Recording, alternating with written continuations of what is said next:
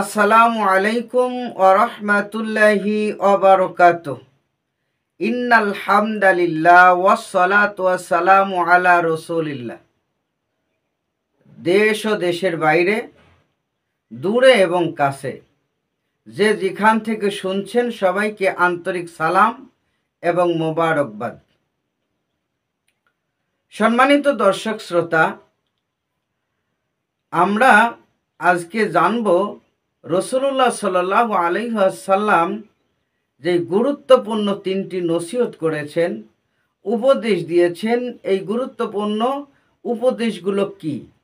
যেই উপদেশগুলো কোনো উম্মত যদি তার জীবনে বাস্তবায়ন করে, তাহলে অবশ্যই সে ব্যক্তি সফলকাম হবে। ইবনে মাজাহ শরীফের মধ্যে একখানা হাদিস এসেছে, চলুন আমরা হাদিসটা জেনে নেই। আন আবি দারদাইন রাদিয়াল্লাহু তাআলা আনহু, হযরত আবু দারদা রাদিয়াল্লাহু তাআলা আনহু থেকে হাদিসখানা বর্ণনা করা হয়েছে। ক্বালা, তিনি বলেন, আওসানি খলিলি, আমার বন্ধু রাসূলুল্লাহ সাল্লাল্লাহু আলাইহি সাল্লাম আমাকে উপদেশ দিয়েছেন। আবু দারদা রাদিয়াল্লাহু তাআলা আনহু বলেন যে রাসূলুল্লাহ সাল্লাল্লাহু আলাইহি সাল্লাম আমাকে উপদেশ দিয়েছেন। কি উপদেশ?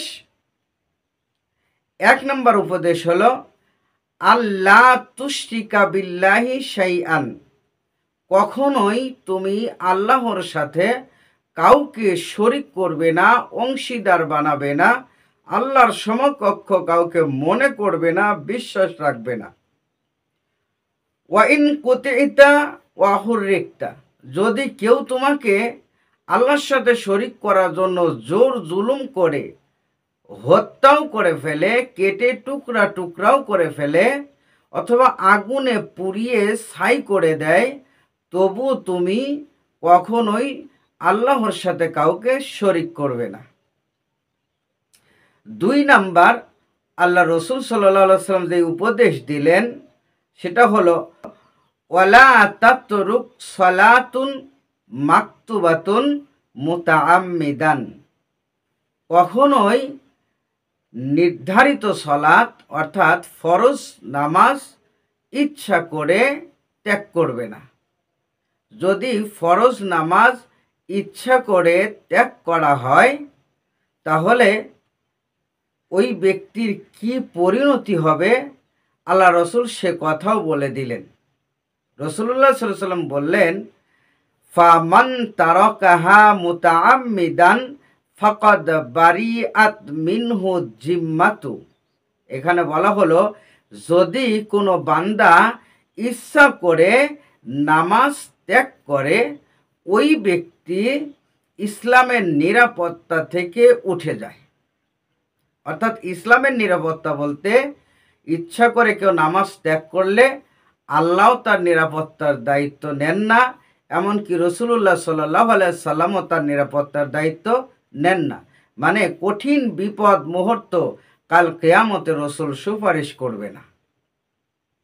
এটা হলো ইচ্ছা করে কেউ যদি নামাজ ত্যাগ করে। এরপরে তিন নম্বরে যে উপদেশটা রাসূলুল্লাহ সাল্লাল্লাহু আলাইহি সাল্লাম দিয়েছেন, সেই উপদেশ হলো, ওয়ালা তাশরুবিল খামরা, কখনোই মদ পান করবে না, কখনোই মদ পান করবে না। ফা ইন্নাহা মিফতাহু কুল্লি শাররিন, কারণ এই মদ পান করা হলো প্রত্যেক খারাপ কাজ, মন্দ কাজের চাবিকাঠি। অর্থাৎ যে ব্যক্তি মদ পান করবে সে খারাপ কাজের ভিতরে অনায়াসে নিমজ্জিত হতে পারবে, এতে কোনো সন্দেহ নেই। সুতরাং কখনোই মদ পান করবে না। সম্মানিত ভাইয়েরা, এই হাদিস থেকে আমরা তিনটি উপদেশ পেলাম। অবশ্যই উপদেশগুলো আমরা যেন সঠিকভাবে মেনে চলতে পারি। আল্লাহ পাক আমাদেরকে কবুল করুন, আমিন।